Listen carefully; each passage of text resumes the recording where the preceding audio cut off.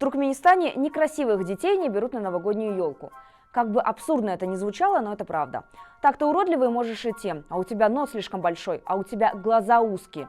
Примерно так, указывая пальцем, чиновники отбирают школьников на новогодние торжества, рассказали радио «Затлык» некоторые педагоги и родители. Отобранные дети будут участвовать в торжествах на главной елке с участием президента Сердара Бердымухамедова. Родители, в свою очередь, пожаловались, что абсурдная процедура на всю жизнь травмирует детей и унижает их достоинство. Анонимный собеседник рассказал, что чиновники от образования, вместо того, чтобы вдохновлять детей и вселять в них уверенность в себе, на всю жизнь травмируют их.